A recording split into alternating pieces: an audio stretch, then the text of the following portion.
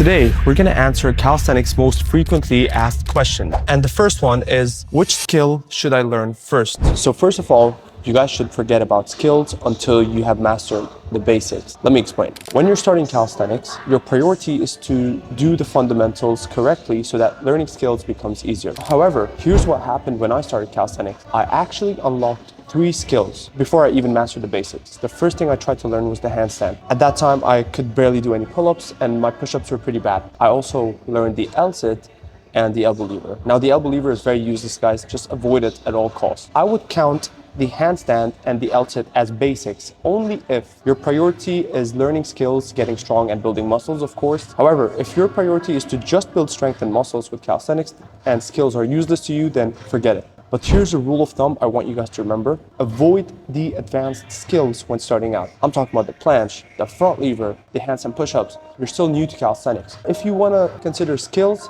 it's handstands and L-sits, but these are considered basics when you're starting calisthenics. Now, another commonly asked question is, how do you strengthen your wrists, especially if you feel pain in your wrists? I'm gonna answer the question after I do my first planche set. Let's get it. So I'm gonna be using this bar just for assistance. I'll get a resistance band.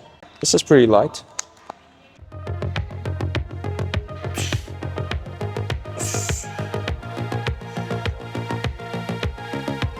Good news, I'm not feeling pain in my wrists because I've strengthened them. So let's answer the question. When it comes to strengthening your wrists, of course you can grab a dumbbell, do some wrist curls, keeping your arm straight and just curling your wrist. You can do it in a reverse position, just like that. You can also do like turns. But here's the thing, when you're learning calisthenics, all the body weight is on your wrist.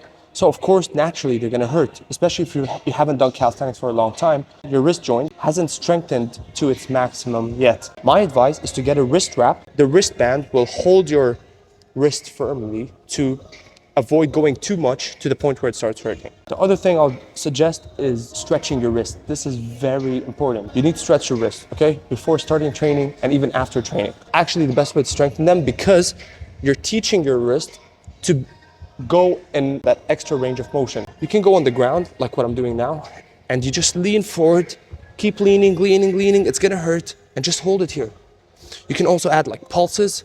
You can rotate your wrists out to the side, and you can do like some circles. And I'm gonna tell you one thing, guys, it's gonna take a while to stop feeling pain in your wrists completely. Because remember, joints take longer to strengthen than muscles. That's why we take recovery sometimes, even if our muscles are not sore. Our joints are going to be sore, but we don't usually feel it. Let's get to the second set of my straddle planche.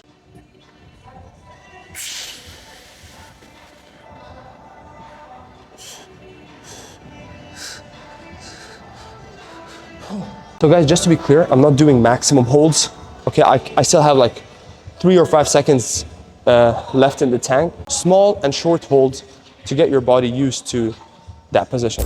So usually I get asked, why should you not go to failure? When you guys are training for strength, intensity is key. I'm not talking about the kind of intensity where you're like gassed out. I'm talking about the intensity where you're putting your body in a very difficult position or doing a very difficult exercise. The straddle planche, this is very intense. These kind of exercises, if you go to failure, you're going to fatigue your nervous system. This is why I told you guys I did not go to failure. I had 3 or 5 seconds left in the tank. Intense skills, the best way to learn them is to put your body through it as frequently as you can without fatiguing your nervous system. You're focusing on getting a decent form and more control in that position. Now, speaking of reps, how can you increase the reps?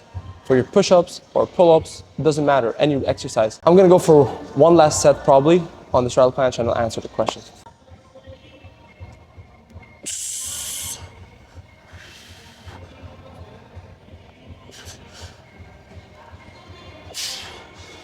I just realized I was out of frame. I should have put the camera here. Whatever, damn it. So now I'm gonna go for my weighted pull-ups. We're gonna go light. I'm going for 30 kilograms. Priority is the planche at the moment, so I don't wanna fatigue my nervous system from the pull-up. It's just a chill workout. I'm in a very awkward position right now.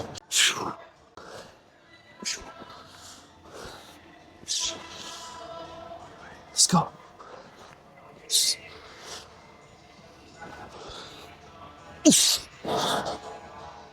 One more. No need to push. Oh yeah, let's get to the question. If you want to increase the reps for any exercise, there are a few techniques we can use. Technique number one, we do drop sets. For example, if you're trying to increase your push-up repetitions, I go for maximum push-ups. So 1, 2, 3, whatever. And then on the last rep, you collapse. You don't stop, you go on your knees, okay? Because it's the next easier progression, the knee push-ups. And you keep going, 1, 2, until you cannot do any more, bam. Then guess what? We do not stop because we go to the next easier progression, the incline push-up, all right? So you go on an incline surface, 1, 2, and then you can go to the next easier variation, which can be on the wall. Another method we use is greasing the groove. You want to do as many reps of that exercise as you can throughout the day. You don't want to go to failure though. That's a very important rule to understand. So let's say now you do, your maximum push-ups is 15, okay?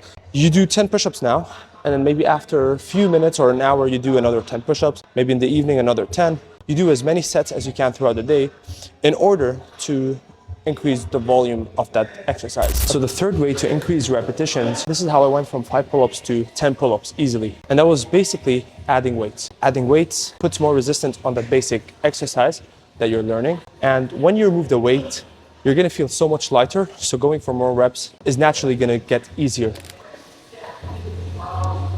Taking deep breaths between your sets calms your nervous system down and gets you ready for the next set.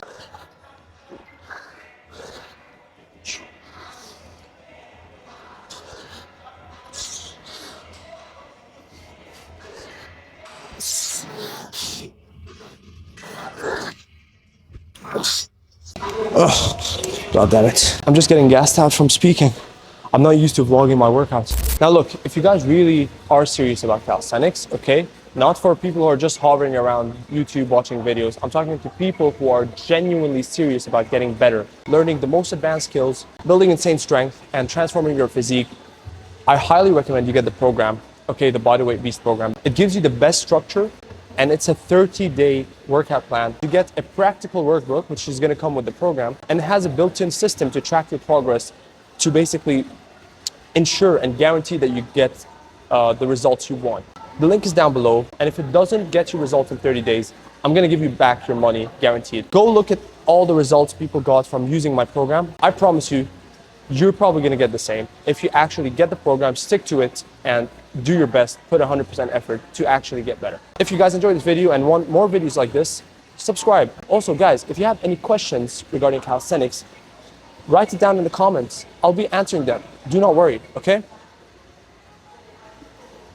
What a beautiful sunny day. Happy Friday to all of you, and I'll see you soon.